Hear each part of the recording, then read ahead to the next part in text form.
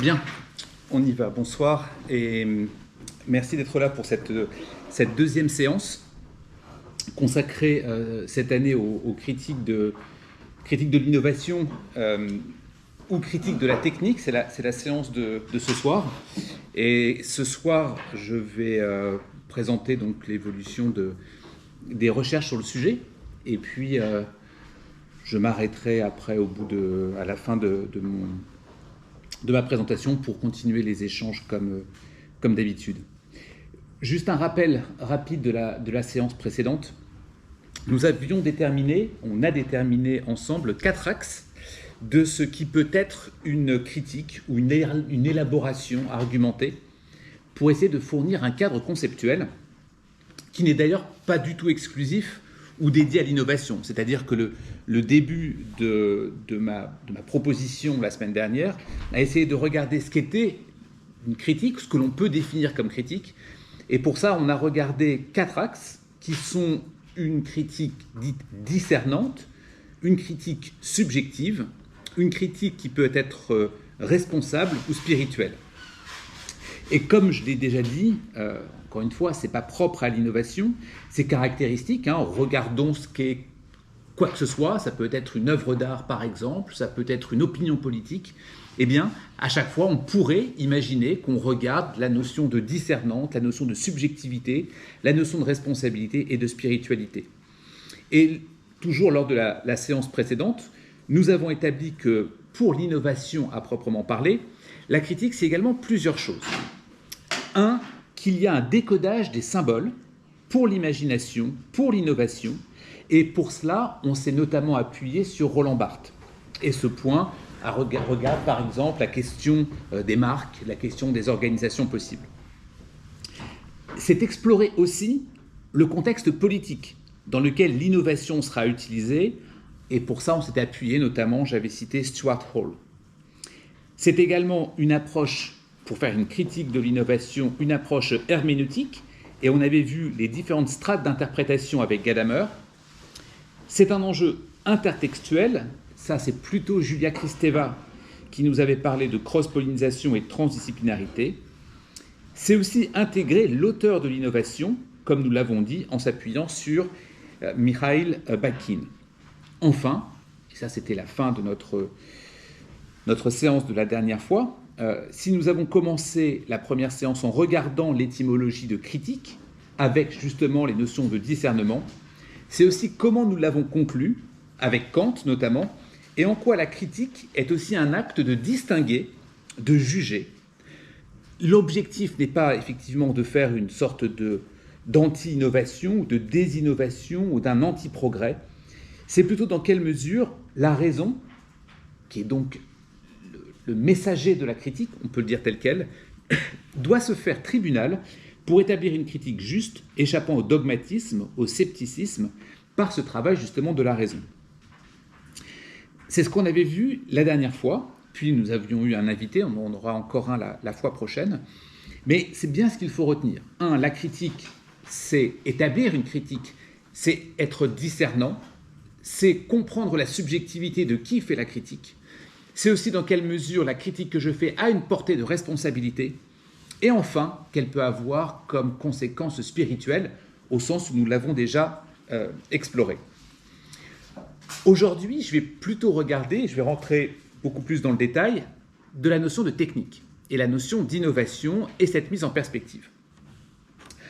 À de nombreuses reprises, et je l'ai dit déjà plusieurs fois, on a souligné que la critique de l'innovation n'a pas eu lieu. Il n'y a pas de critique de l'innovation qui est faite. Ce qui a déjà été abordé, ce qui a déjà été fait, c'est plutôt une critique de la technique.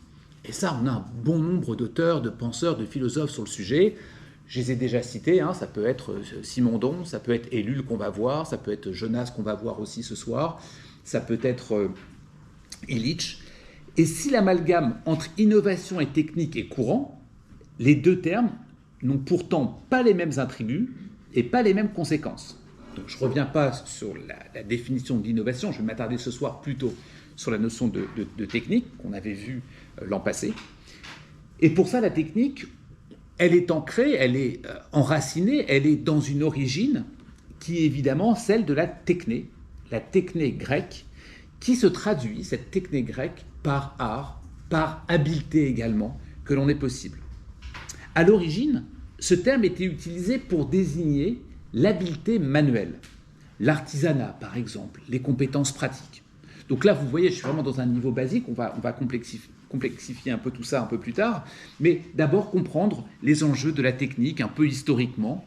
Et dans la Grèce antique, notamment, la techné était valorisée, considérée comme distincte, et c'est important, de l'épistémé. Techné d'un côté, on va voir la pratique, et l'épistémé, c'est plutôt les connaissances théoriques, les connaissances intellectuelles, c'est qu'est-ce que je vais comprendre ou qu'est-ce que je vais savoir. Cette distinction entre la pratique d'un côté, plutôt la techné, la théorie de l'autre, plutôt l'épistémé, a influencé le développement de la notion de technique telle qu'on l'apprend aujourd'hui, telle qu'on la définit aujourd'hui, et qui finalement englobe l'ensemble, les aspects pratiques, intellectuels, méthodologiques, par exemple d'une réalisation de tâches. Aujourd'hui, on va apprendre quelque chose sur la technique, et puis on va la mettre en œuvre. Ce n'était pas le cas dans la Grèce antique où les choses étaient plutôt séparées. Aujourd'hui, le mot technique a évolué. C'est à la fois un éventail de compétences, de méthodes et d'approches utilisées dans différents domaines de l'activité humaine telle qu'elle peut être. Ça va de l'artisanat, on peut dire qu'il a une technicité en tant qu'artisan. Ça va aussi de l'ingénierie en tant que telle et le développement de processus complexes ou d'organisation ou d'organes ou d'outils complexes, par exemple dans les sciences et la médecine. Ce qu'on pourrait dire, c'est que l'attention philosophique sur la technique porte sur deux axes. Et je vais complexifier un peu les choses. À la fois l'essence de la technique et d'autre part l'expression de la technique. L'essence de la technique, pour ça, on va plutôt s'appuyer sur Heidegger. En 1953, Heidegger intitule une conférence « La question de la technique ». La technique possède alors une signification qui est métaphysique, en tant que type de rapport que l'homme moderne entretient avec le monde. En ce sens, et je vais utiliser évidemment des terminologies heideggeriennes pour cela, elle est un dévoilement de l'étant, un moment où il y a une vérité de l'être. Donc la technique, quand je répète mon point, la technique possède une signification métaphysique qu'il peut être la révélation de l'être. La pensée de Heidegger peut se résumer ici avec cette phrase célèbre « L'essence, et c'est très important, l'essence de la technique n'est rien de technique.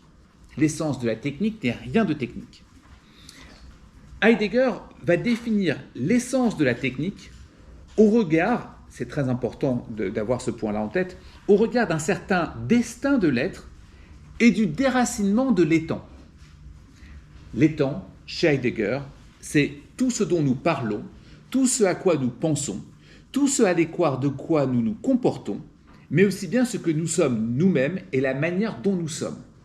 Tous ces ensembles-là vont former l'étant.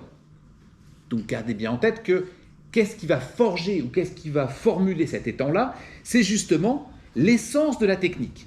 Et l'essence de la technique, je répète ce que je viens de dire, un certain regard va être l'objet d'un décèlement de l'étant.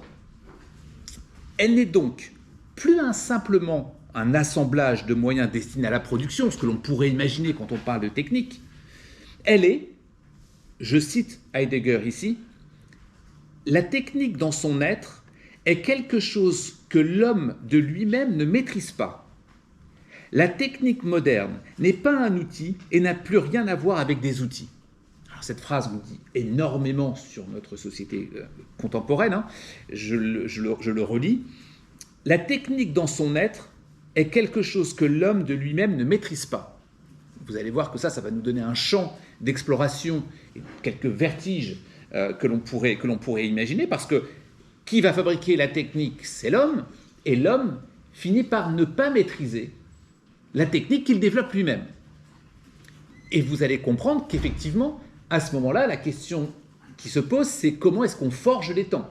Comment l'étant ou le destin de l'être se forge chez Heidegger si l'homme construit une technique qu'il ne maîtrise pas ? Deuxième partie de la phrase, la technique moderne n'est pas un outil, et n'a plus rien à voir avec des outils. Là aussi, on pourrait voir beaucoup de choses, c'est-à-dire qu'est-ce qu'il entend par outil. Vous savez, chez Aristote, hein, l'outil, la main. La main, c'est l'outil des outils. Donc il y a quelque chose de physique, il y a quelque chose presque d'artisanal, et il va contredire cela en disant que la technique moderne n'est pas un outil et n'a plus rien à voir avec des outils. Ce que fait Heidegger ici, c'est qu'il distingue la technique traditionnelle, l'artisan, de la technique moderne. Et donc il va distinguer ces deux aspects en disant qu'il y a bien eu une technique, mais cette technique-là, aujourd'hui, se différencie. Et elle se différencie d'une technique qu'il va appeler technique moderne. La technique traditionnelle est un mode de dévoilement de l'être qui est fondé sur, on le dit en grec, la poésis. La poésis, c'est tout d'abord un savoir et un savoir anticipateur de l'artisan. Autrement dit, vous possédez, vous avez une poésis et elle va s'articuler à travers une production que l'on peut avoir. La technique traditionnelle fait quoi? Elle produit des objets qui sont des choses, qui sont des œuvres, qui ont une valeur en soi. Ça, c'est la technique traditionnelle.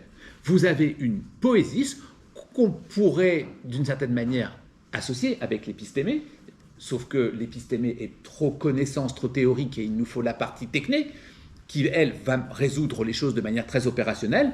Eh bien, c'est ce que l'on va appeler, avec Heidegger, la technique traditionnelle. Sauf que pour Heidegger, il faut réfléchir à la technique moderne et ses implications. Je cite ici Heidegger. Le mode de pensée de la tradition métaphysique qui s'est achevé avec Nietzsche n'offre plus de possibilités pour la pensée d'apprendre ce que sont les traits fondamentaux de l'âge technique qui ne fait que commencer. Je le répète, le mode de pensée de la tradition métaphysique qui s'est achevé avec Nietzsche n'offre plus de possibilités pour la pensée d'apprendre ce que sont les traits fondamentaux de l'âge technique qui ne fait que commencer. Alors, on est dans les années 60, fin des années 60. Ce que nous dit Heidegger ici, c'est qu'il est nécessaire de trouver un autre mode de rapport au monde. Un mode de rapport qui ne soit pas fondé sur la volonté de puissance, ce qu'Heidegger pense qu'elle est, cette technique moderne, qu'elle a une forme de volonté de puissance, et c'est pour ça que Nietzsche est cité ici, car pour lui, en effet, la technique moderne est un danger pour l'homme, car elle risque de l'enfermer dans un mode de pensée instrumental.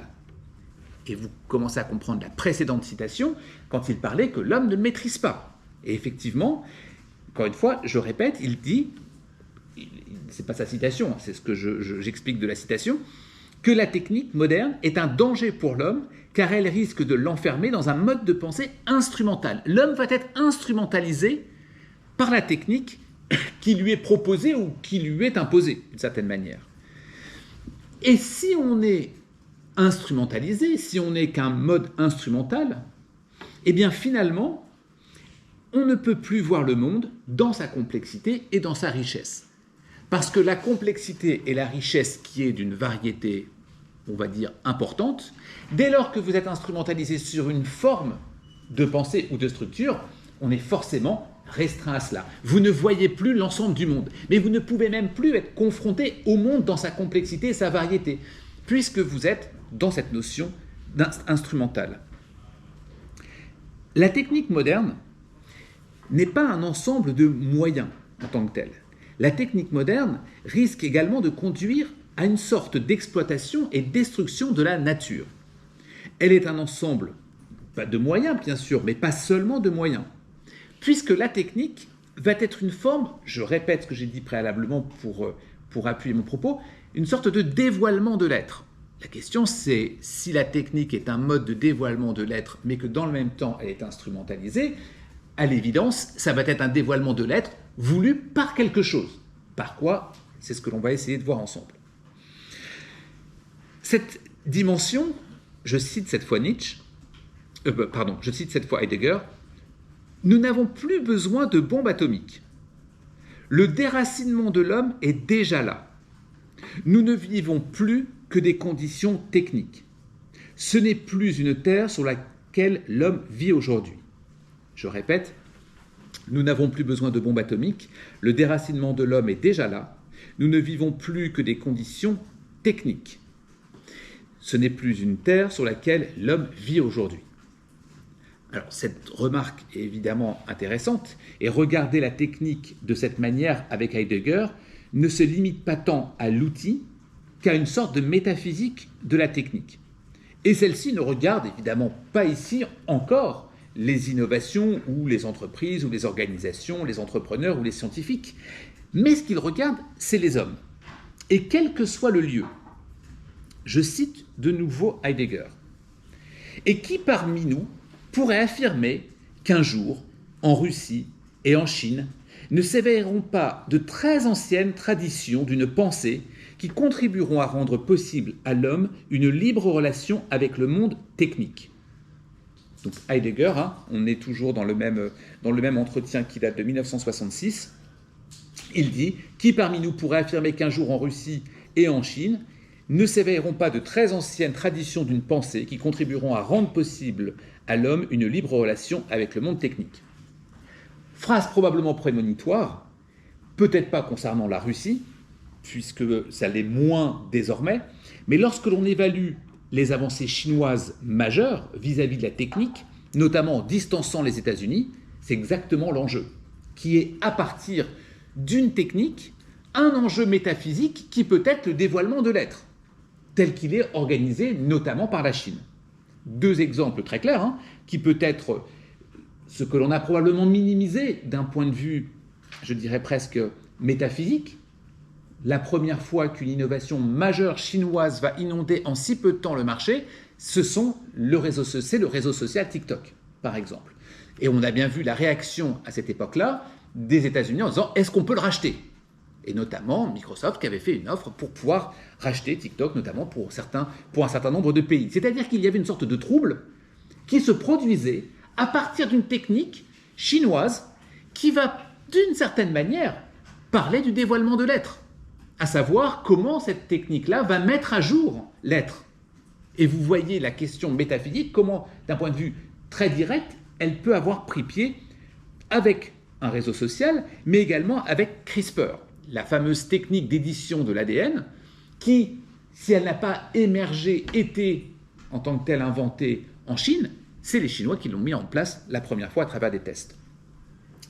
La Chine, de manière très claire, est en train d'établir un monopole dans les domaines, qu'ils soient les batteries électriques, que ce soit l'hypersonique, que ce soit les communications de radiofréquences telles que la 6G par exemple. Eh bien, cet ensemble-là, quand Heidegger dit « un jour, en Chine, s'éveillera peut-être des anciennes traditions d'une pensée qui contribueront à rendre possible à l'homme une libre relation avec le mode technique et le monde technique », c'est exactement ce qui se passe.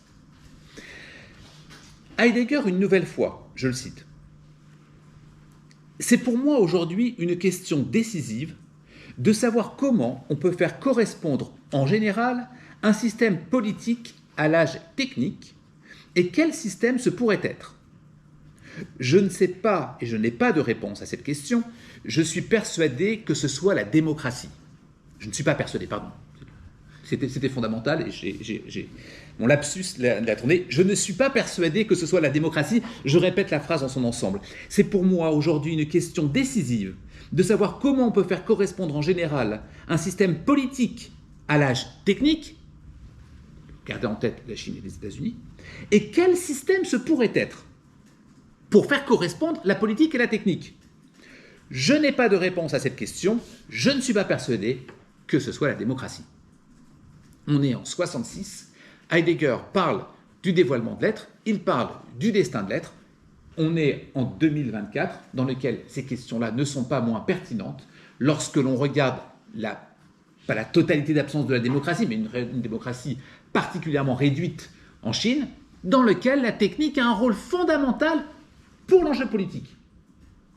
Et évidemment, cet enjeu politique ne peut être lu qu'à travers une globalisation par rapport à un marché mondialisé. L'ensemble de ces dimensions doivent nous interroger sur l'aspect strictement outil de la technique. Parce que lorsque l'on parle de technique, on va parler plutôt de la façon avec laquelle je l'ai définie tout à l'heure, en parlant d'un outil, en parlant d'une technique qui peut être artisanale, une technique qui peut être de l'ingénierie par exemple, mais on voit bien que ce n'est pas ça, que c'est beaucoup plus engageant que ça, tel que l'on peut le lire ici. La technique par l'outil,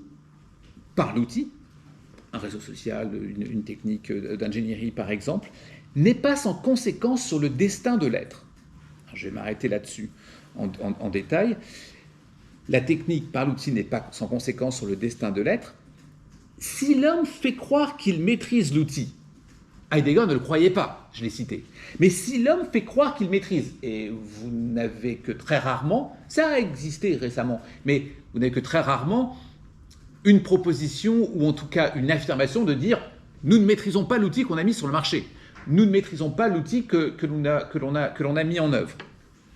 Et d'ailleurs, l'homme arrive de moins en moins à faire croire cela. Il ne semble, dans tous les cas, pas maîtriser les conséquences sur le destin de l'être. Autrement dit, nous pourrions dire que l'outil possède en puissance le destin de l'être.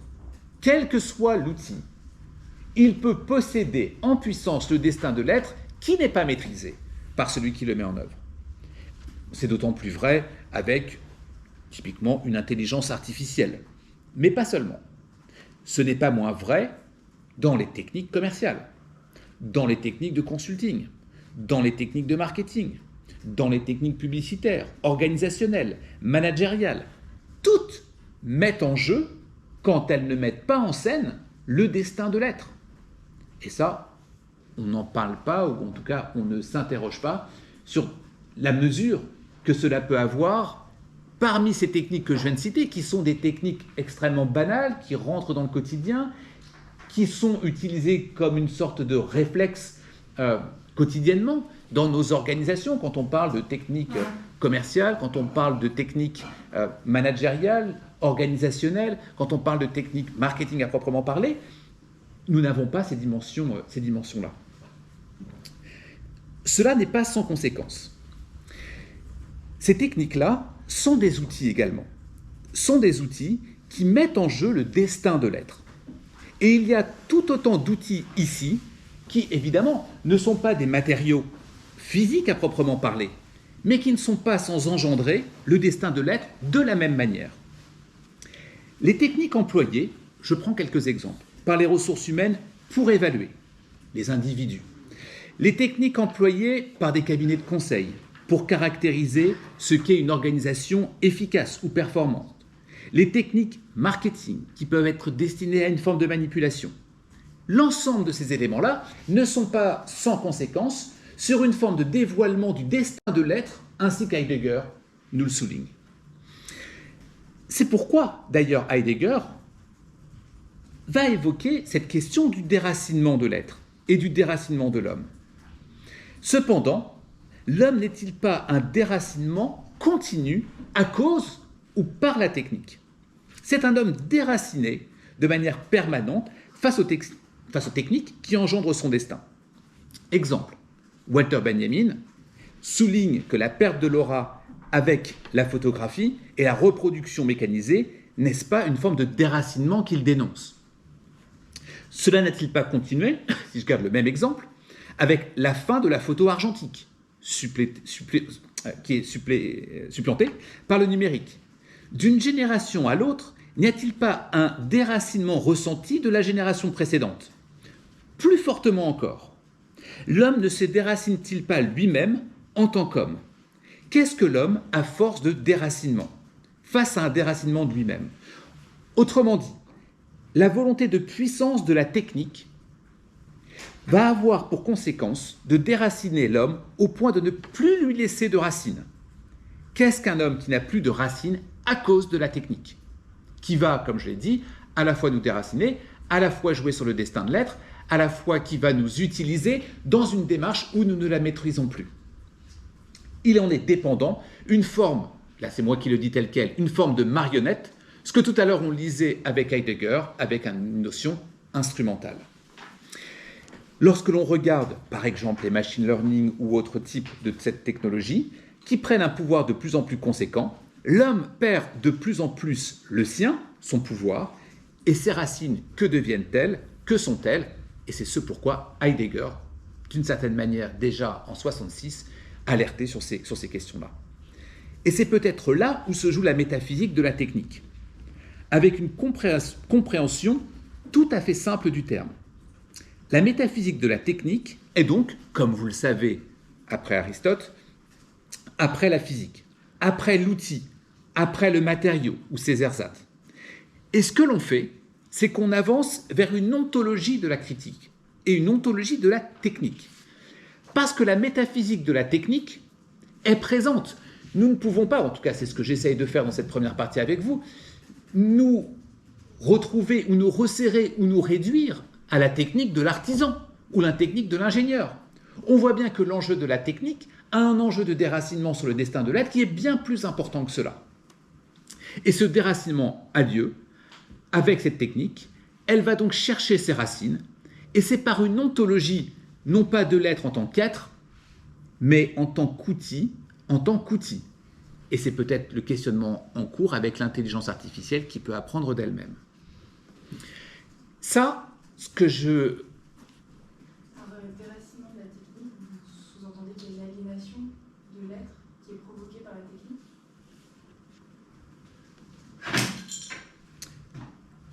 Je ne sais pas si je vous réponds tout de suite, parce que je pense que j'ai une réponse après pour ça. La réponse est oui. La réponse est oui, mais je voudrais complexifier un tout petit peu ma réponse pour ça. Donc je la garde, si jamais je ne réponds pas complètement, je la reprendrai. C'est une très bonne question que je me suis posée dans le propos. Donc ça, c'est plutôt l'essence de la technique, d'accord, cette première partie. On a également une question de, non pas l'essence de la technique, mais l'expression de la technique. Comment la technique va s'exprimer par rapport à son essence. Si l'essence de la technique et son expression vont avoir des accointances fortes, elles vont avoir des disparités. Quand l'essence va nous interroger, nous interpeller concernant justement le déracinement, le destin de l'être, l'expression de la technique, quant à elle, va s'intéresser à la posture de la technique, comment elle s'y prend, ce qui causera l'essence de la technique, par exemple son déracinement. L'expression, c'est aussi le regard plus appuyé, cette fois-ci sur les outils et les moyens. Contrairement à l'essence qui, elle, va être plutôt la génération de la transformation du destin de l'être. Nous pouvons déceler un passage entre la technique et l'essence. Exemple, lorsque, c'est ce pourquoi j'hésitais à vous répondre complètement, par exemple, lorsque nous sommes asservis, lorsque nous sommes dépendants d'une technique et de l'expression de cette technique. Celle-ci s'ancre dans son essence et devient possiblement source de déracinement. Ici, je cite Jacques Ellul. Jacques Ellul le dit de cette manière. L'invasion technique désacralise le monde dans lequel l'homme est appelé à vivre. L'invasion technique désacralise le monde dans lequel l'homme est appelé à vivre. Je continue la citation. Nous assistons à un étrange renversement. L'homme ne pouvant vivre sans sacré, il reporte son sens sacré sur cela même qui a détruit tout ce qui était l'objet, la technique. C'est-à-dire qu'avec Heidegger, on voit bien l'enjeu que va avoir sur le destin de l'être la technique. Jacques Ellul va être encore plus fort en termes de conséquences de la technique, c'est-à-dire, je le cite de nouveau, l'invasion technique désacralise le monde dans lequel l'homme est appelé à vivre, mais nous assistons à un étrange renversement. L'homme ne pouvant vivre sans sacré, il reporte son sens sacré sur autre chose. Et ça, en reportant son sens sacré sur cette autre chose, je finis la citation, ça détruit tout ce qui était l'objet, c'est-à-dire la technique. Autrement dit, l'expression de la technique devient du sacré. Là, je ne parle plus d'outils, d'objets à proprement parler, ce que ça va avoir comme conséquence sur l'être. Je dis que l'expression de la technique va devenir du sacré. Quand je vous dis ça, on ne peut pas s'empêcher en même temps de penser aux grands-messes lors, par exemple, des produits, ça peut être, je prends l'exemple d'Apple comme souvent parce que c'est un peu le plus symbolique, qui cherchent tout simplement à révéler du sacré dans la communion, tous ensemble, dans l'usage des logos, dans l'architecture, dans les temples que l'on trouve dans les boutiques, et évidemment jusqu'au discours. Ici, je cite Steve Jobs lors de sa présentation de l'iPad le 27 janvier 2010. Je cite Steve Jobs. La dernière fois qu'il y a eu autant d'excitation autour d'une tablette, il y avait des commandements écrits dessus. Il y a cette démarche de sacré qui effectivement Ellul le dénonce dans son ouvrage, qui va être la technique, l'enjeu du siècle. Il va dire, attention, ce report du sacré va être sur la question technique. Et il dit, il y aura forcément une déportation. Cette déportation, on la voit dans cette citation. C'est bien pour Ellul, l'expression de la technique, c'est l'outil qui est porteur de cause concernant l'humain et non un quelconque système. Ainsi, dit-il, c'est très intéressant cette phrase encore une fois d'Ellul, on est dans son ouvrage Le système technicien, il est vain de déblatérer contre le capitalisme. Ce n'est pas lui qui crée ce monde, c'est la machine. C'est-à-dire qu'il y a, et si vous vous en souvenez, l'an passé, on avait déjà travaillé sur ça en disant que finalement, on a beau critiquer le capitalisme ou chercher une forme de décroissance, tout ça est d'une certaine manière un peu vain, et Jacques Ellul le dit de manière très claire, tout ça est un peu vain parce que le capitalisme sans innovation n'existe pas. Le capitalisme sans technique n'existe pas. Les techniques que j'ai pu déployer ou expliquer tout à l'heure, une technique du consultant, une technique marketing, une technique commerciale, que le capitalisme va utiliser bien sûr, mais il va utiliser à partir de techniques qui vont être celles de l'innovation. Sans innovation, pas de système capitalisme. Jacques Ellul le dit de manière très claire, ça ne sert à rien de s'énerver sur le système capitalisme, ce n'est pas lui qui crée ce monde, c'est la machine qui le crée. Cette fois, nous sommes au cœur du sujet. La machine est la cause des maux. Ce qui l'intéresse est véritablement l'innovation technologique et réclame dans son ouvrage « La technique ou l'enjeu du siècle » la nécessité d'assumer une responsabilité face à l'innovation technologique. Et nous pouvons, une nouvelle fois, faire un lien avec le développement, par exemple, de l'intelligence artificielle, le machine learning, car Ellul souligne que l'innovation technologique se développe de manière autonome. Quand on semble aujourd'hui avoir vu la lumière en disant « regardez, une machine peut apprendre d'elle-même », Jacques Ellul le disait de manière très claire, l'objectif de l'innovation technologique se développe de manière autonome, motivée par une propre logique interne, plutôt que des considérations éthico-sociales que la machine ne fait pas. La critique de Ellul ici tient au fait que les innovations sont souvent mises en œuvre sans une réflexion approfondie sur leurs conséquences, tant positives que négatives d'ailleurs. Peut-être que dans les années 70, cela pouvait être le cas, moins aujourd'hui encore. Si l'on peut voir des critiques sur la technique émerger, par exemple sur l'intelligence artificielle, l'Internet des objets, les voitures autonomes, ça reste plutôt dans un cercle fermé qui ne touche pas vraiment le grand public. Pas franchement les médias, qui au contraire sont plutôt en train de se délecter des dernières innovations, en avançant rarement les effets et conséquences, si ce n'est parfois les plus directs. Les conséquences de perte d'emploi, par exemple, les conséquences de l'utilisation des données, mais pas beaucoup plus que ça. Ce qui fait que la critique en tant que telle, aujourd'hui, n'existe pas.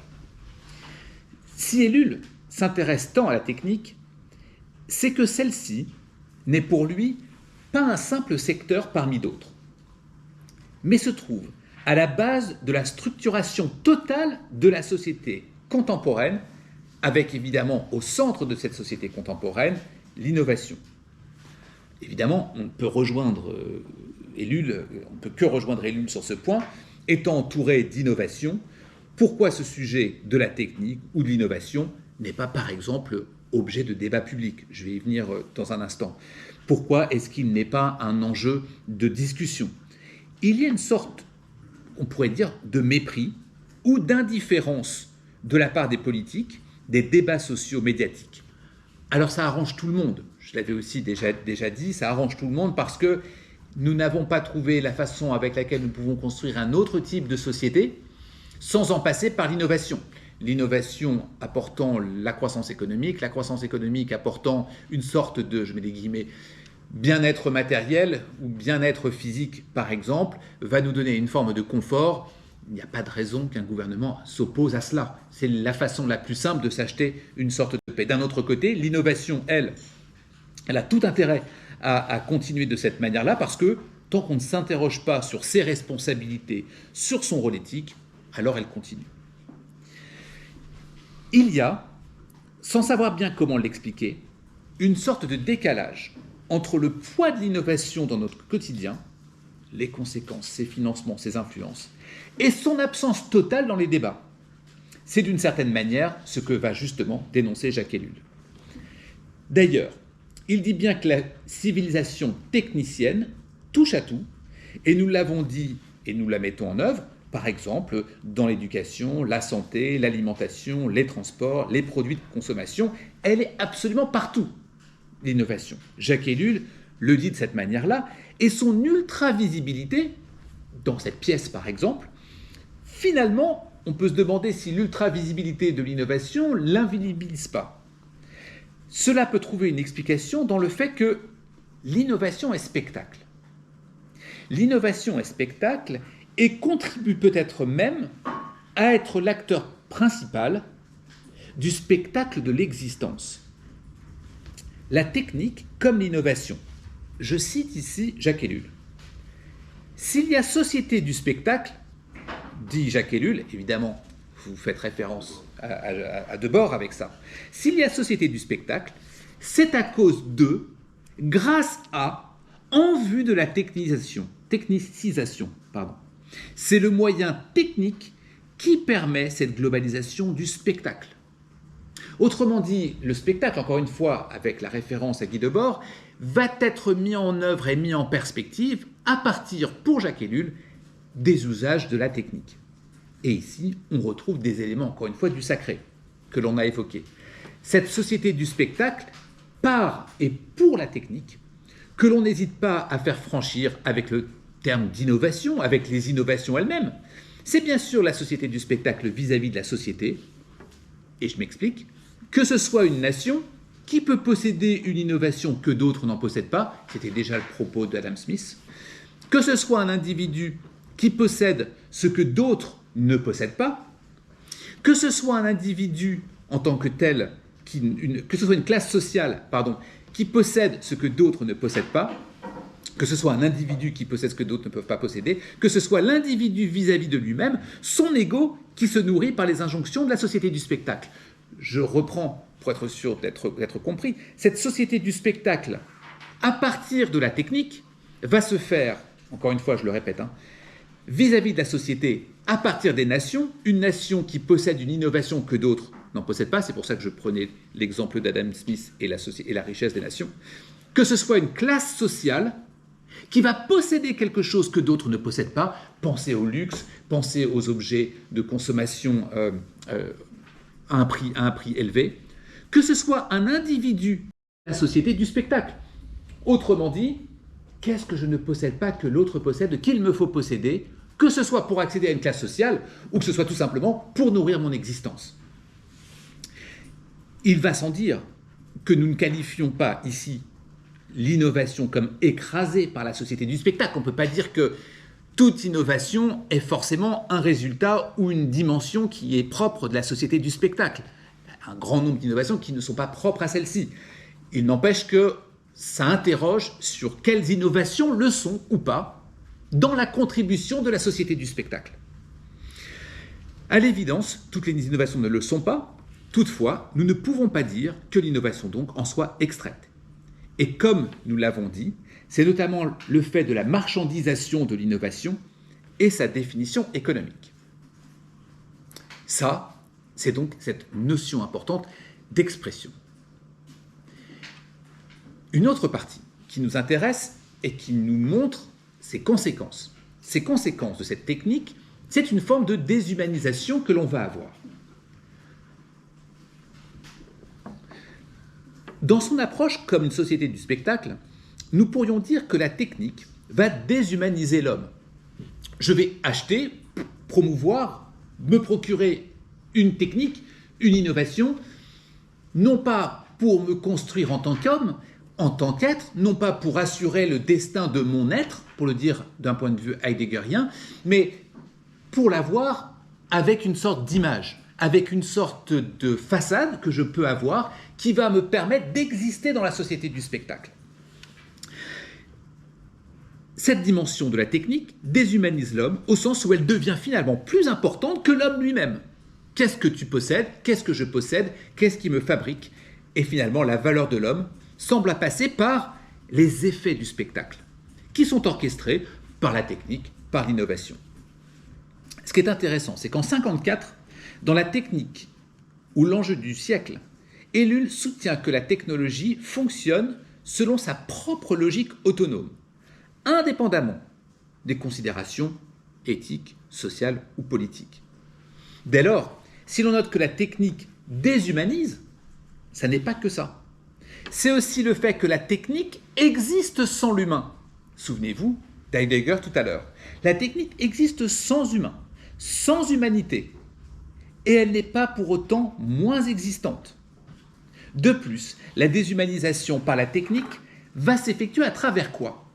À travers une simplicité que l'on va appeler uniformité et standardisation. Ellul l'évoque également par la technologie qui va favoriser cette uniformisation, cette standardisation, en réduisant diversité et individualité.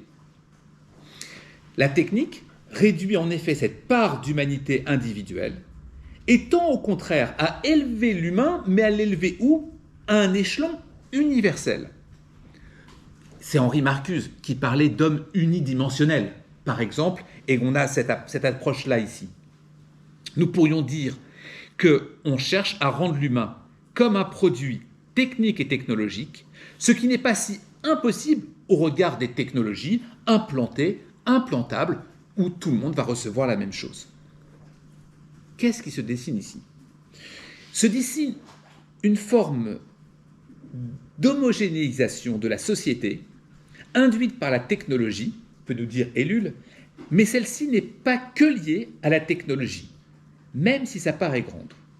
La mondialisation des offres commerciales, les processus logistiques, les produits et services universels, les organisations managériales qui ne sont pas dénuées de technique, je l'ai expliqué préalablement, font un avenir homogénéisé.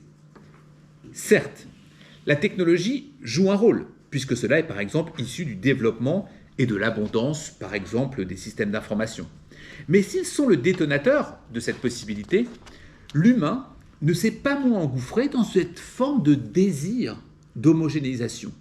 Et ça se lit dans ce que l'on mange, dans la façon avec laquelle on s'habille, par exemple, la façon avec laquelle on va se mettre presque à réfléchir.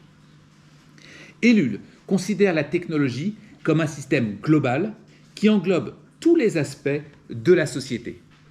Il explore comment la technologie influence la politique, l'économie, la culture, les relations humaines. Et cela ne peut pas être dissocié des enjeux capitalistes et libéraux mondialisés à partir, comme je l'ai expliqué, de la technique, de la machine qui va permettre ce développement capitaliste. L'importance de l'efficacité dans la logique technologique où tout est évalué en termes de productivité et de rangement, ainsi que de rangement au sens d'homogénéisation, va permettre, ou plutôt va favoriser, une volonté d'homogénéiser le plus possible et de faire en sorte d'avoir le moins de diversité possible. On verra plus tard dans une autre séance, je m'arrêterai particulièrement sur cette notion d'évaluation, plutôt avec Ivan Illich, et l'homme devient finalement un être de calcul. Il faut donc être en mesure de prendre conscience de ces enjeux, car c'est ce qui permet de formuler une critique. Ellul, d'ailleurs, encourage une prise de conscience et une réflexion critique sur les effets de la technique dans la société. Ellul souligne la nécessité de résister à l'emprise totale de cette technologie, et donc de préserver les dimensions humaines, et gardons en tête qu'il est un théologien protestant, les dimensions spirituelles de l'existence. Ellul, d'ailleurs, n'hésitera pas à souligner que la vraie responsabilité de l'homme, c'est de comprendre que tout ce que Dieu permet n'est en réalité pas possible dans le bien et la vérité de Dieu. L'action sociale, notamment technique, est la plus criante manifestation de la prétention de l'homme à dominer Dieu. rien de nouveau avec Ellul, mais c'est simplement une parenthèse que j'ouvrais ici. Ellul soutient que la responsabilité doit être exercée tant au niveau individuel que collectif, pour évaluer les conséquences de ces innovations et prendre des décisions éclairées sur leur utilisation. Chacun, pour lui, pour Ellul, doit avoir une réflexion consciente sur les effets sociaux, éthiques et environnementaux de l'innovation. Pour ça, Ellul appelle à une évaluation responsable de son utilisation. C'est un point de vue que l'on peut questionner car il fait ainsi reposer la responsabilité, pas que, mais tout de même sur l'individu. Or, la grande majorité des individus utilisent des innovations, des techniques, sans avoir la compétence d'évaluer leurs conséquences. C'est-à-dire qu'il y a sur le marché ces techniques, ces outils, qu'ils sont utilisés, mais les conséquences ne sont pas proprement démantelées ou en tout cas comprises par celui qui va l'utiliser. Pour ça, on peut essayer d'avoir deux voies. La première, que je propose ici, c'est l'éducation à la technique. La technologie pour tous et faire en sorte qu'un socle commun scientifique soit appris de tous. Mais à l'évidence, on comprend la difficulté, la limite de cette approche lorsqu'on regarde les complexités scientifiques qui sont en jeu. Que ce soit un machine learning, que ce soit une intelligence artificielle, la complexité fait qu'une éducation à tous de ce type, par exemple, mais c'est valable pour d'autres choses, est évidemment très limitée. On comprend la limite de ce système, et dans le système technicien, Ellul met en garde contre la perte de sens et d'autonomie dès lors que l'on va utiliser quelque chose que l'on ne comprend pas. Si l'on utilise quelque chose que l'on ne comprend pas, on perd soi-même, pas l'objet, on perd soi-même la question de notre essence en tant qu'individu. Si vous utilisez quelque chose que vous ne comprenez pas, où se trouve votre autonomie et votre liberté? C'est engendré par l'omniprésence de la technique et appelle finalement à une résistance, ce que nous ici on appelle dans ce séminaire une réflexion critique, pour préserver les dimensions humaines. Et là encore, même spirituelle, de la vie dans un monde technicien. Même chose dans un autre livre de Ellul, Le bluff technologique, où Ellul voit dans la technologie les conséquences négatives de son utilisation, cette fois-ci manipulatrice. De fait, la voie de sortie nécessite une évaluation critique de la technologie, une prise de conscience des implications de son utilisation, plutôt que d'adhérer aveuglément à la croyance en son pouvoir de résoudre tous nos problèmes. Ce qui est une position, par exemple, que l'on peut lire en Asie, que l'on peut lire aux États-Unis parfois, un peu moins en Europe. Ainsi, souligne-t-il, Jacques Ellul, un homme capable d'utiliser les techniques et en même temps de ne pas être utilisé par elles. Un homme doit être capable d'utiliser les techniques et en même temps de ne pas être utilisé par elles. Évidemment, de nombreuses questions problématiques se soulèvent. Comment est-ce qu'on éduque à la critique de la technique et de la technologie? Qui est concerné? Qui a la charge de la formation à la critique? Alors, il y a une tentative de réponse qu'on peut apporter de manière très concrète. En France, en 1995, a été développée la Commission nationale du débat public.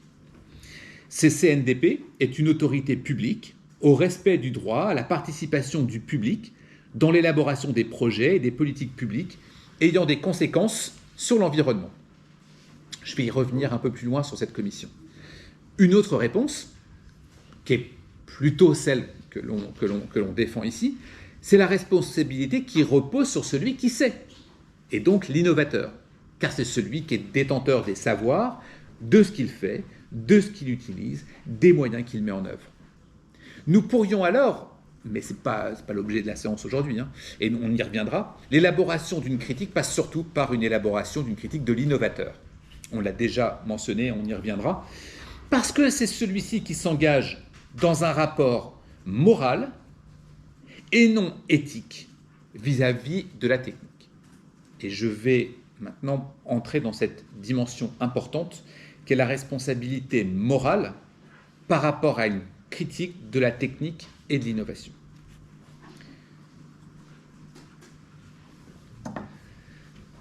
La responsabilité est certainement l'axe clé qui se doit d'être au chevet, on peut dire qu'il est plutôt l'éclaireur, dès le processus de conception des innovations, en envisageant les scénarios futurs et en prenant compte à long terme. Mais quand on parle de responsabilité, de quoi parlons-nous? Évidemment, vous me voyez venir, je vais convoquer Hans Jonas avec son livre Principe de responsabilité, ou Principe responsabilité plus exactement, où Jonas n'entend pas moins, Hans Jonas, de proposer une éthique pour la civilisation technologique. C'est son sous-titre. Une éthique donc de la responsabilité. Le titre du livre, Principe responsabilité, que j'imagine vous avez en tête, il fait référence au livre de Ernst Bloch, Principe espérance. Marc Bloch est un marxiste. Il écrit ce livre Principe espérance qui cherchait dans ce livre à réhabiliter l'utopie. Pour Bloch, donc Ernst Bloch, je vais revenir à Hans Jonas dans un instant, pour Bloch, l'utopie n'est pas juste une fantaisie irréaliste, mais plutôt une force motrice qui nous pousse à travailler vers un monde meilleur. En fait, ce que fait Ernst Bloch, c'est qu'il croit en une sorte de principe espérance inné dans l'humanité. Et ça, c'est ce qui nous pousse, pour lui, à imaginer, à aspirer à un monde où la justice, l'égalité, la liberté prévalent. En cela, il relève la capacité de l'utopie à inspirer le progrès et le changement social. Ça, c'est le principe espérance. Et ce que va faire Hans Jonas, c'est écrire pour contredire ça. Non pas qu'il soit contre ces valeurs qui sont évidemment importantes, qu'il ne peut que soutenir, mais il va dire ça n'existe pas. Et ce que va écrire Hans Jonas, c'est une cible directe, plus généralement c'est une cible vis-à-vis du marxisme, notamment dans son rapport naïf à la technique. Encore une fois, il n'est pas anti-marxiste, loin de là. Il dit simplement que ce rapport marxiste à la technique est naïf. Et il faut le regarder sans survaloriser cette notion de la technique. Pour Jonas, le développement des sciences et des techniques est tel qu'il constitue une menace et met en péril la nature et l'homme lui-même. L'éthique traditionnelle ne peut répondre à ce problème selon Jonas. Il affirme, je cite ici Hans Jonas, « Le Prométhée, définitivement déchaîné, réclame une éthique qui empêche le pouvoir de l'homme de devenir une malédiction pour lui-même. » Je répète la phrase prémonitoire aussi, peut-on dire. « Le Prométhée définitivement déchaîné réclame une éthique qui empêche le pouvoir de l'homme de devenir une malédiction pour lui-même. » En effet, les innovations technologiques ont le potentiel de causer des dommages irréversibles, l'environnement, à la vie humaine. La notion d'éthique qui doit se lire en perspective de la notion de morale que Jonas va utiliser beaucoup et même en constituer une. Et pour ça, je voudrais m'arrêter sur cette définition entre morale et éthique, notamment parce que on va utiliser et essayer d'avoir une position ici ce soir en disant qu'est-ce qu'un innovateur doit avoir comme position. Je rappelle que la morale va être ce qui nous est donné par les institutions. Évidemment, je le dis ici avec un ton foucaldien. C'est comment devons-nous nous comporter selon les écoles, comment devons-nous prendre soin de notre corps selon les équipes médicales, comment nous devons-nous être redressés selon les prisons, comment devons-nous diriger notre existence selon les églises. Ça, c'est la partie morale. La partie éthique, de son côté, se constitue à partir de l'entente d'un groupe sur une manière d'être et d'agir qui ne provient pas d'un ordre transcendant, souvent autoproclamé, mais d'accords convenus. Sachant qu'un autre ordre peut être celui du droit, de la loi évidemment.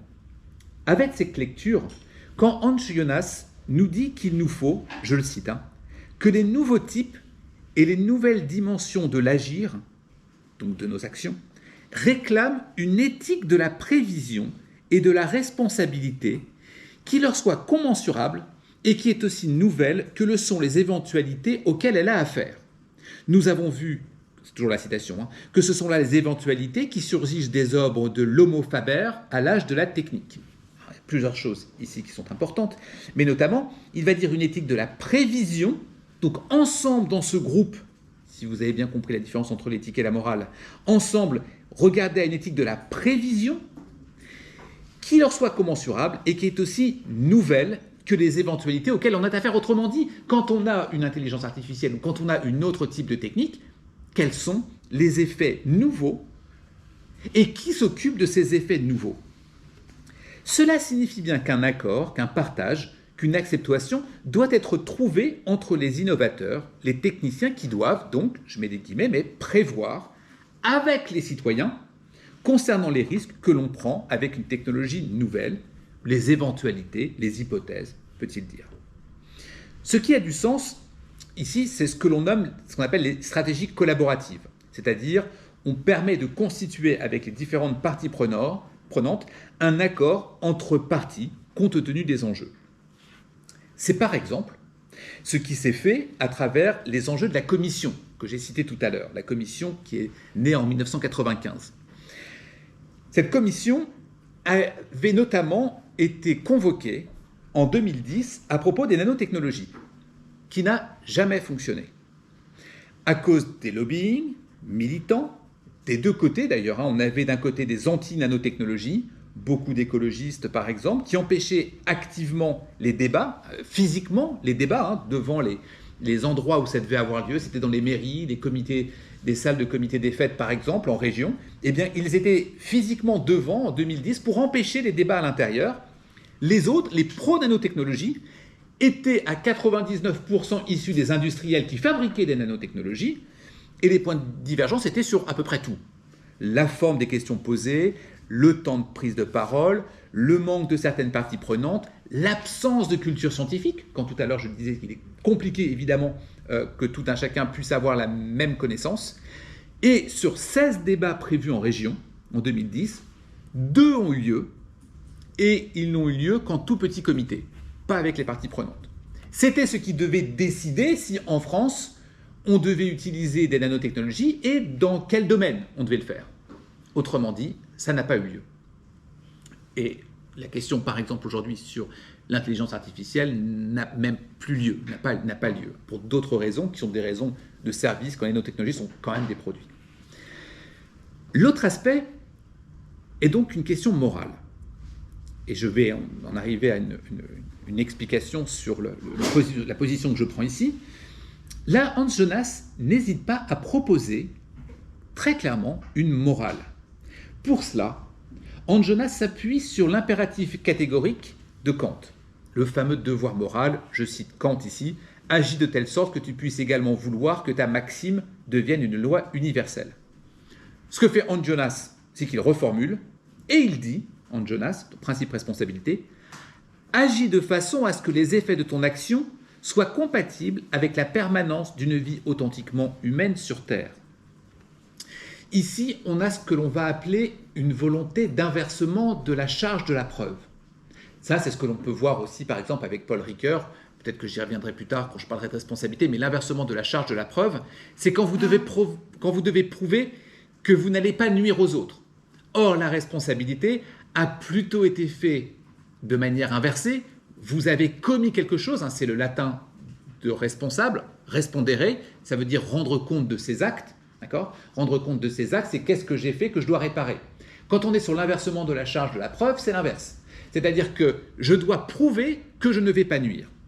Eh bien, avec la phrase d'Hans Jonas, agis de façon à ce que les effets de ton action soient compatibles avec la permanence d'une vie authentiquement humaine sur Terre.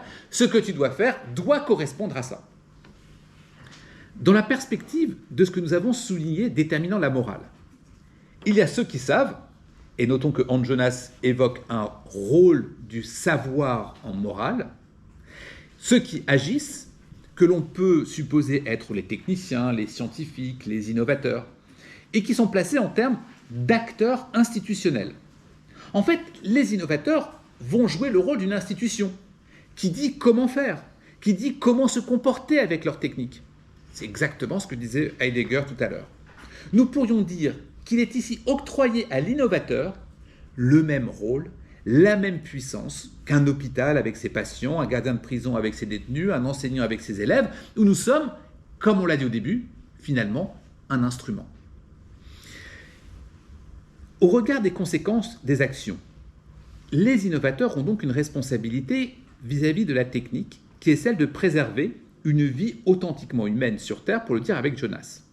Cela est d'autant plus pertinent que le médecin, l'enseignant, par exemple, sont censés détenir un savoir et ils jouent le rôle d'exemplarité. L'assise qu'ils possèdent leur confère, leur oblige une attitude, un comportement, des actions. Or, l'innovateur, pourquoi devrait-il être soustrait à cela? Pourquoi devrait-il, alors qu'il a une action sur le monde, devrait-il se soustraire à une attitude d'exemplarité vis-à-vis de l'humain, l'environnement, la politique, etc. Il semble faire sens de qualifier l'innovateur plutôt dans un sens moral qu'éthique. C'est-à-dire qu'il nous faudrait dire à l'innovateur qu'il a un rôle moral d'exemplarité, qu'il a un rôle vis-à-vis de la société, plutôt que de dire avec l'éthique, si vous m'avez bien suivi, mettez-vous d'accord entre vous, les innovateurs. Cela nous place évidemment dans un vertige de questionnement, car les institutions sont globalement ou à minima d'essence publique. Les hôpitaux, les médecins, les enseignants, plutôt d'essence publique.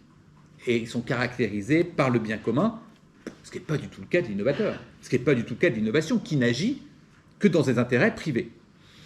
Tout ce qui va avec la responsabilité morale d'une institution classique, formation, les médecins, les enseignants, comment est-ce qu'ils sont formés, la déontologie à respecter, le code à respecter, l'encadrement, l'ordre également, toute cette dimension qui fait que vous allez être médecin, vous allez être enseignant, vous allez être dans cette fonction, n'est pas du tout présent pour l'innovateur. Il n'a pas de code, il n'a pas de déontologie, on ne lui demande pas ça. Dès lors, nous sommes, sous une injonction morale, d'une morale parce qu'il a un positionnement d'institution, d'accord, qui est d'une forme d'anarchiste incontrôlé, incontrôlable, et l'innovateur fait ce qu'il veut. Il est incontrôlé, incontrôlable, pour le formuler autrement, comment verrions-nous demain si toute notre éducation est muée par des intérêts privés? Comment verrions-nous un système de soins à peine contrôlé par un État, mué uniquement par des intérêts privés? C'est ni plus ni moins ce qui se passe avec l'innovation dans ce qui touche de près ou de loin à l'économie, l'alimentation, le transport, la communication, l'habillement. N'y a-t-il pas besoin de formation à l'innovation avec ses codes, sa déontologie, son ordre, pour les innovateurs dans ces différents secteurs, si l'on ne veut pas tomber dans le déracinement de l'être? Si parfois ils peuvent exister, il existe des codes, il existe des déontologies, ils sont souvent créés par eux-mêmes, c'est-à-dire qu'au sein des industries des véhicules autonomes, vous allez avoir un code de déontologie qui va avoir, vous allez avoir la même chose pour les fournisseurs d'accès à Internet ou d'autres choses, mais de fait, ils ne fonctionnent pas comme une autorité morale, mais éthique, c'est-à-dire qu'ils vont entre eux s'arranger une forme de code. Nous pourrions presque dire que c'est une forme d'éthique qu'ils cherchent à constituer. On ne peut pas dire que ce soit mauvais, sauf qu'ils ont un rôle moral. C'est-à-dire qu'ils agissent avec éthique là où ils doivent assumer la déontologie, le code, l'exemplarité, l'aspect moral. Il est possible de rétorquer que les déontologies, les codes, les ordres dans les institutions sont outils éthiques. Vous avez ça aussi. Néanmoins, ils ont aussi un pouvoir d'interdire, d'exclure, de canaliser, d'orienter de manière forte. C'est ce que l'on a en médecine, c'est ce que l'on peut avoir aussi dans l'enseignement, où on a des interdictions, on a des ordres, on a des façons avec lesquelles on pourrait le faire. De manière très concrète. Si on envisageait un code moral, par exemple pour les innovateurs dans l'industrie automobile, on pourrait dire récupération à 100% des véhicules mis sur le marché. Un code moral des innovateurs dans l'industrie des vêtements, 50% doivent être constitués de matière recyclée. Un code moral des innovateurs dans la téléphonie, 100% des matériaux rares doivent être réutilisés dans les composants électroniques. En ce sens, les innovateurs se comporteraient de manière morale en édictant ce qu'il faut faire, comment faire, et ne diraient pas entre nous comment on s'arrange. Dès lors, et ce n'est pas négligeable pour l'avancée dans notre parcours, nous pourrions dire que si responsabilité il y a de la part de l'innovateur, c'est une responsabilité plutôt morale qu'éthique qui est à réclamer. Le besoin, peut-être l'urgence de ce qui se produit à cause de l'innovation, nécessite de savoir comment se comporter. et on ne sait pas aujourd'hui comment on forme celui-là. C'est une avancée, comme il en faut d'autres, que pouvons-nous mettre en cause, remettre en cause, c'est un axe de travail. Ce que l'on voit, c'est que la critique de l'innovation ou de la technique nous tire nécessairement vers des questions de responsabilité. C'est-à-dire que la critique découle de comment répondre, et cette réponse est effectivement à partir de la responsabilité. Toutefois, ça interroge de qui émane et pour qui émane cette critique. D'abord, de qui émane cette critique? Est-ce que c'est une question pertinente? Oui, si l'on veut évaluer, par exemple, les intérêts que quelqu'un pourrait tirer, un intérêt d'une remise en cause, ça veut dire qu'il y a une sorte de compétition qui fait que l'un préférerait que l'autre n'agisse pas de cette manière-là. Mais c'est à peu près tout. Car on peut aussi considérer dans une démocratie, avec un peuple souverain, que tout un chacun devrait être en mesure de formuler au moins une critique de l'innovation. S'il ne la comprend pas pour des raisons techniques de complexité, à l'évidence, former tout un chacun à la critique de l'innovation. Et ça, pour le coup, c'est quelque chose qui est à la portée de tous. Donc l'intérêt porte plus sur la question pour qui cette critique de l'innovation. Si on se fie à Hans Jonas, la responsabilité envers l'avenir est une responsabilité envers les générations futures et les écosystèmes, parce que les deux ne peuvent pas se défendre par eux-mêmes. Les générations futures, comme les écosystèmes, ne peuvent pas se défendre, donc pour Jonas, il faut effectivement les protéger. Il appelle, Hans Jonas, à une prise de conscience de la vulnérabilité de la vie et de l'importance de la préservation de la diversité biologique. Ces deux éléments-là sont importants pour nous. D'un côté, on a donc les générations futures, peut-on les protéger? De l'autre, les écosystèmes qui ne peuvent pas se défendre. La question des générations futures est souvent présente dans la préservation, l'attention qu'il faut porter. C'est quelque chose de très connu. C'est même en 87, c'est Gro Harlem Brundtland, la première ministre norvégienne, qui avait élaboré cette dimension-là en disant qu'il faut un développement durable pour protéger les générations futures. Toutefois, cela est toujours complexe d'être quelque chose de responsable, faites attention à ça, je vais m'expliquer en détail, mais être responsable de quelque chose qui nous est inconnu. Ainsi, on peut être responsable de ses proches, les parents, les enfants, son conjoint, ça peut même être ses petits-enfants par exemple. Ça, ses frères et sœurs, c'est quelque chose dans lequel on peut être responsable, c'est par rapport à nos proches. On peut être aussi responsable de son prochain. Alors, ça veut dire quoi être responsable de son prochain? C'est-à-dire que ce ne sont pas mes proches que je vois qui sont autour de moi, mais c'est ceux d'après. Exemple, mes arrière-petits-enfants. Par exemple, les amis de mes parents. Ça peut être les amis de mes enfants, les amis de mes frères et sœurs. Je ne les connais pas, mais par contre, ce sont les prochains, ou ce sont les proches de mes proches, qu'on appelle ici les prochains. Donc, je peux me sentir responsable de mon prochain au sens du proche de mon proche. Vous me suivez? Je dis un exemple très clair. Si une amie de ma mère décède, je ne connais pas l'amie de ma mère, et pourtant, je vais quand même être triste, parce que ma mère est triste par la perte de son proche à elle. Sauf que si cet ami a également un décès qui est son ami, donc autrement dit, l'ami de ma mère, là c'est ce qu'on appelle l'inconnu. Et là ça ne me touche plus. Autrement dit, je passe du proche qui me touche au prochain qui peut me toucher, parce que ça va être quelque chose que je peux imaginer, par contre l'inconnu c'est trop loin. Et je ne suis plus touché par l'inconnu. C'est naturellement, je vais dire plutôt physiologiquement, notre cerveau n'est pas destiné à cela. Et cette dimension-là est importante. Après le prochain, c'est l'inconnu. Quelqu'un qui n'existe pas. Et être responsable de ce que l'on ne voit pas, quand Emmanuel Levinas nous dit que nous existons qu'à travers le visage de l'autre, c'est tout bonnement mission impossible. Et c'est ce qui peut-être explique notre incapacité à être responsable par rapport à l'environnement, ou pour une génération, finalement une génération d'inconnus. Une sorte de limite de l'empathie. Alors ça ne veut pas dire qu'on ne peut pas contrarier ça, et quand j'expliquerai très en détail la notion d'exercice spirituel pour les innovateurs, j'y reviendrai, mais c'est naturellement pas possible. Cela est différent de la partie, comme Jonas l'a dit, de la défense des écosystèmes. Les écosystèmes, eux, sont là, ils sont bien présents. Mais là aussi, il y a une limite. Et il n'est pas évident, si ce n'est très récemment, de s'apercevoir des modifications des écosystèmes en temps réel. Comment je vois en temps réel ce qui se passe? Je vous donne un exemple. On prend la fonte du glacier du Mont Blanc, un sujet de préoccupation plutôt récent, et encore, quand vous êtes sur place, rien ne souligne l'urgence de ce qui est en train de se passer. Je me l'explique de manière très claire. Les glaciers en Suisse ont fondu de 10% entre 2022 et 2023. C'est l'équivalent entre 1960 et 1990. Autrement dit, on voit en un an, physiquement, les conséquences concernant les écosystèmes. Et encore, il n'est pas simple de s'imaginer dans les implications directes.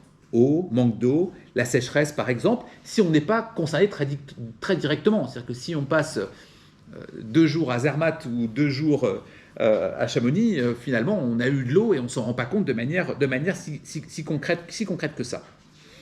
D'autant que nous ne sommes pas du tout, mais pas du tout, à l'ère d'une transition écologique. Ce qui pourtant serait nécessaire. Un autre exemple très récent. Sécheresse extrême à l'été en 2023 dans les Pyrénées. Les éleveurs reçoivent une indemnisation pour compenser leur perte de revenus dans l'impossibilité de vendre leurs bêtes destinées à l'abattoir, notamment par manque de fourrage. La compensation donnée par l'État va agir à très court terme comme un pansement, mais plutôt, pourrions-nous dire, comme un pont. Un pont pour l'année d'après, pour continuer l'année suivante. Mais en aucune manière, il a été demandé à ces éleveurs d'arrêter l'élevage très consommateur d'eau, par exemple, pour imaginer une autre agriculture, qui peut être végétale, qui peut être autre chose. Ce n'est pas une question de coût. Il y a les aides, il y a les indemnisations. La question est plutôt dans quelle mesure je vais chercher à plus long terme cette possibilité. Ce n'est pas une absence de connaissance non plus. Chacun sait que les épisodes de sécheresse vont se répéter. L'éleveur comme le gouvernement. En fait, nul ne souhaite affronter, chacun regarde le court terme, alors que si l'on poursuit avec Hans Jonas, les êtres humains ont la responsabilité de préserver la diversité biologique et de maintenir les conditions nécessaires à la vie sur Terre. Ainsi, pour répondre à la question de la responsabilité, envers qui? Est-il responsable ou est-il possible de répondre autre chose que, et je vais détailler cette dimension-là, autre chose que l'idée d'homme? C'est-à-dire élever sa conscience ni à l'autre, ni à autrui, ni à la génération suivante, ni à ses proches, ni à son prochain, mais à l'idée d'homme. L'idée d'homme, c'est évidemment pas l'homme, c'est pas la femme, c'est pas l'individu, c'est pas l'humain. C'est l'idée conceptuelle de l'existence plus que de la vie. Dit d'une autre manière, c'est l'idée qu'il puisse y avoir de l'humanité, et ça, c'est ce qu'on voudrait par exemple préserver par rapport à l'animalité. L'humanité, comment ça s'exprime? C'est des communautés, des sociétés, des relations interpersonnelles, de la politique, de l'éthique sociale et des structures sociales. L'idée d'homme, c'est la culture de ce qui forme une dimension importante de l'identité humaine. Les êtres humains créent, partagent, transmettent des valeurs, des croyances, des traditions, des langues et des pratiques culturelles. Toute la variété et la diversité qu'au tout début de mon séminaire aujourd'hui, j'ai dit qui était à risque avec l'instrumentalisation dont on peut faire preuve.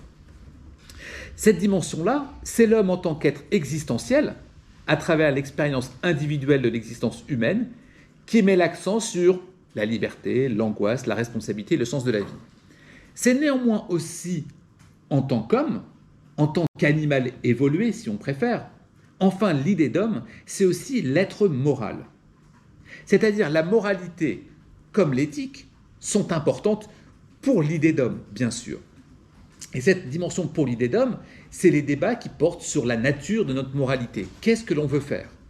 Les fondements de l'éthique, la capacité de l'homme à prendre des décisions morales, où nous souhaitons, ce que j'avais expliqué juste avant, ancrer l'innovateur. Pour résumer ce que nous visons dans la protection de l'idée d'homme, ce sont les qualités de l'homme. Une nouvelle fois, ce n'est ni notre proche ni notre prochain, pas l'inconnu, mais la protection des qualités de l'humanité que l'on pourrait dire ontologique, qui fait que l'homme est un homme.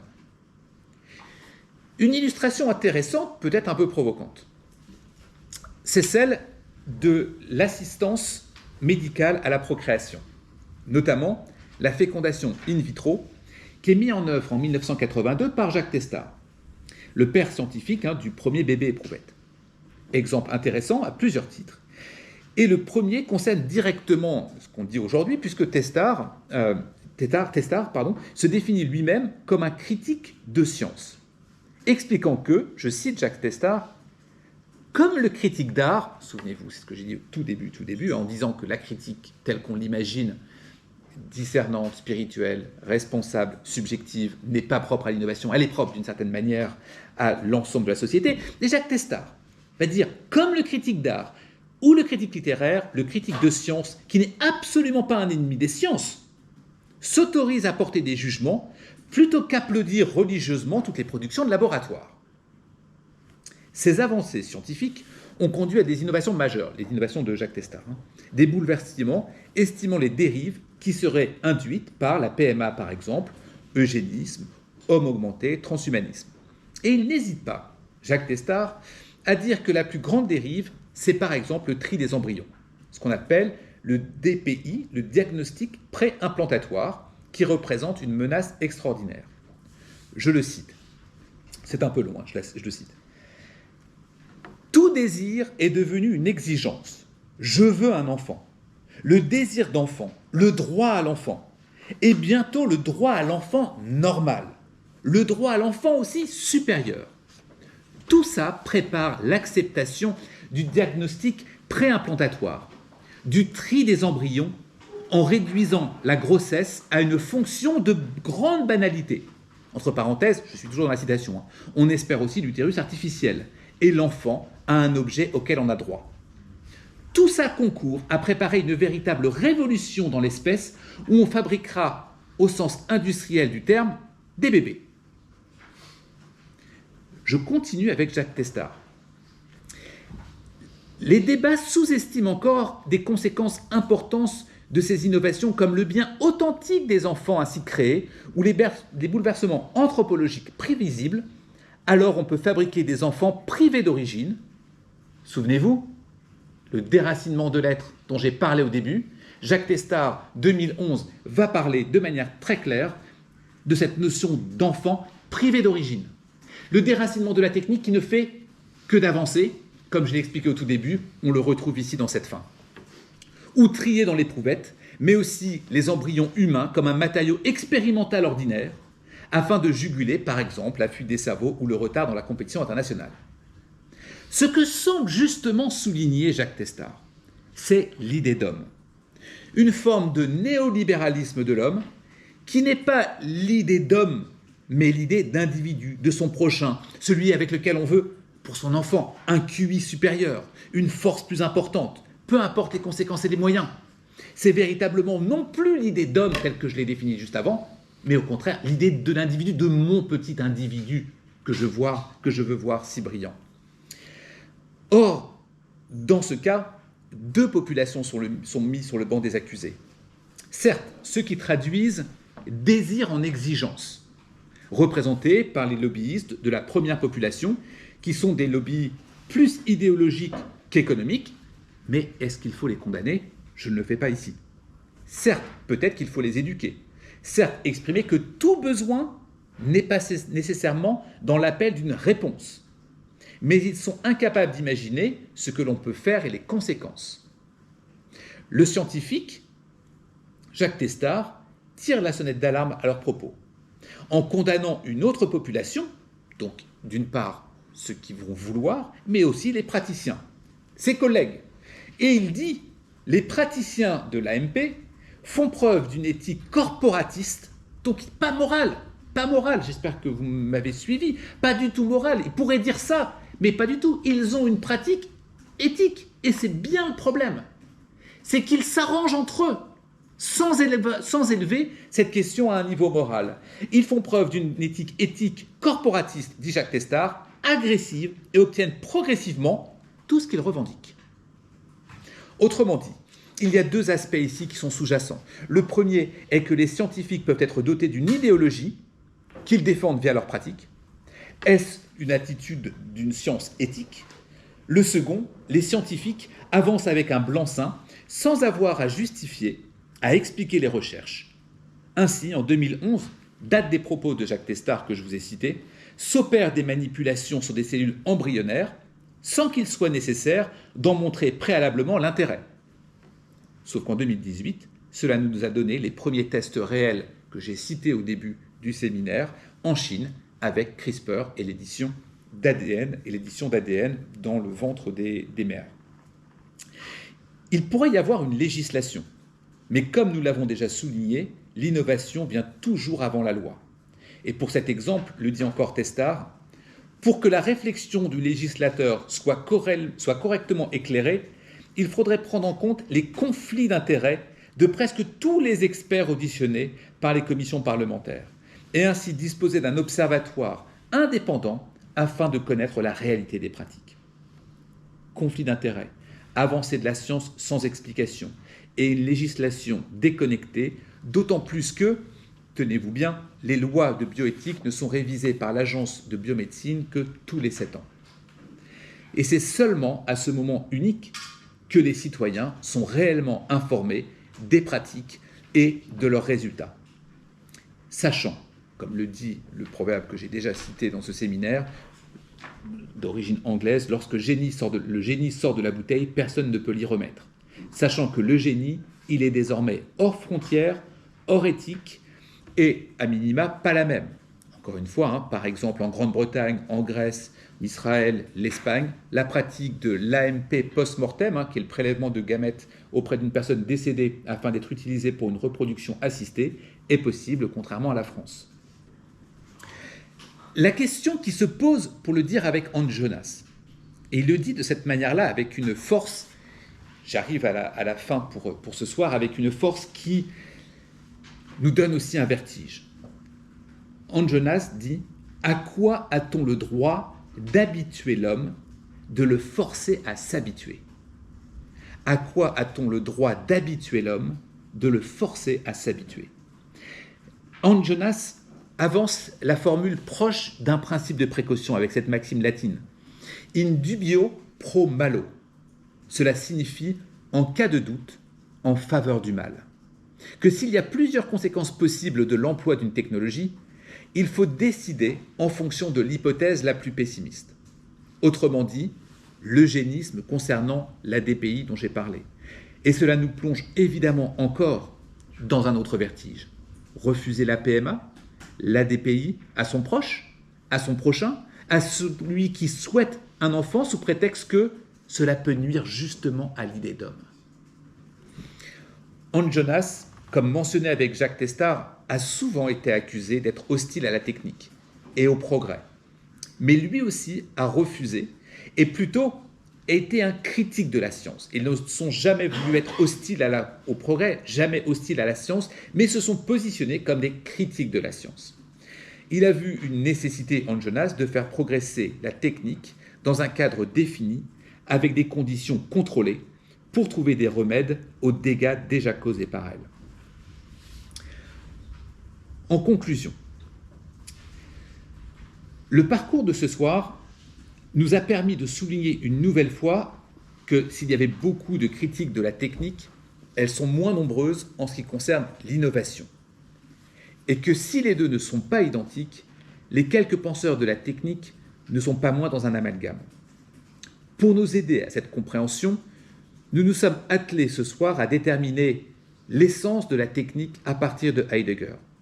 Ce qui nous a semblé pertinent, car il élabore une métaphysique de la technique où se joue le destin de l'être, où il n'est pas simplement sur la techné dont on a parlé, ou l'épistémé, il est au-delà de cela. Il joue sur le destin de l'être, dans sa maîtrise ou non de la technique. Également à déterminer l'expression de la technique, ça a été notre deuxième partie, ce qui relève plus de l'outil, de la dépendance, de la manipulation ou de la soumission à cet outil, sans avoir oublié qu'il peut y avoir un lien entre expression et essence, la première conditionnant la seconde. Sur ce point, nous avons notamment pris appui sur Jacques Ellul, pour qui la technique est à la base de la structuration de la société contemporaine est omniprésente.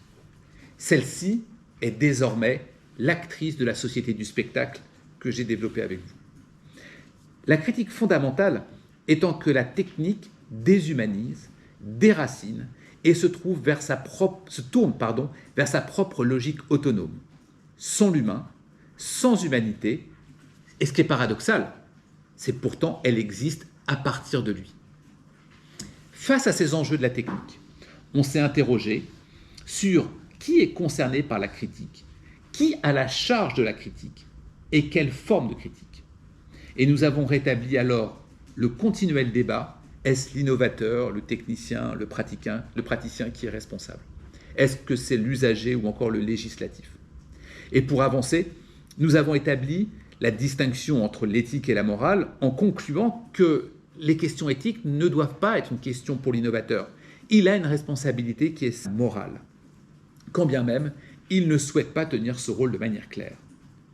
Donc la critique serait, à ce stade, en première hypothèse, adressée à l'innovateur, qu'il agisse en agent moral. C'est globalement ce que réclame Testard, un innovateur moral, adogmatique, capable d'agir non pour l'homme, mais pour l'idée de l'homme. Et c'est cette dimension-là qu'on a essayé de voir et que l'on prolongera d'une autre manière lors du prochain séminaire le mois prochain, où on regardera cette question de science et cette question de progrès vis-à-vis de cette évolution. Voilà pour ce soir. On a le temps désormais d'échanger pour débattre et avoir vos remarques.